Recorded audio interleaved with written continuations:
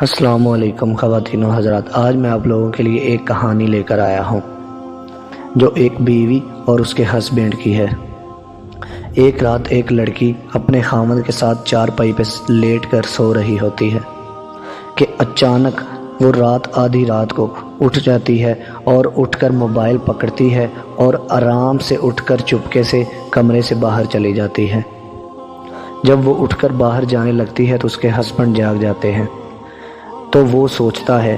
کہ اچانک آدھی رات کو اس کو کیا کام پڑ گیا اور یہ باہر کیا لینے گئی اور موبائل بھی ساتھ لے کر چلی گئی ہے۔ اس کو شک ہوتا ہے،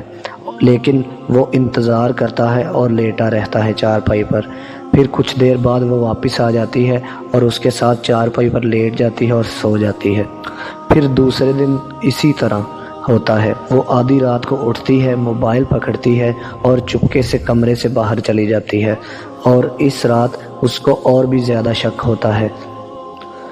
تیسری رات وہ اپنے موبائل میں اس کی سم ڈال لیتا ہے اور اپنے موبائل کی سم اس کے موبائل میں ڈال دیتا ہے، اور جب آدھی رات کو وہ اٹھ کر جاتی ہے، موبائل ساتھ لے کر جاتی ہے، تو وہ ویٹ کرتا ہے کہ شاید کوئی کال کرے گا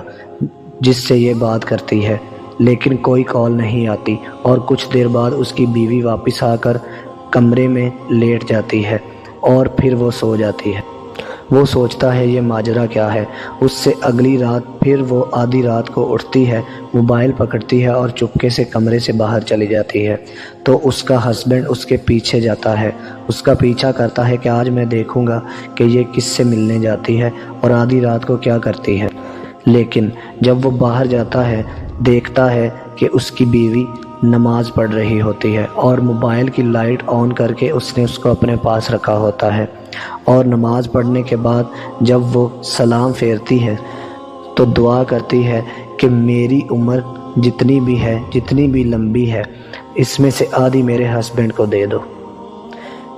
کہانی کا مقصد یہ ہے کہ شک کرنے سے پہلے تحقیق کرنی ضروری ہے۔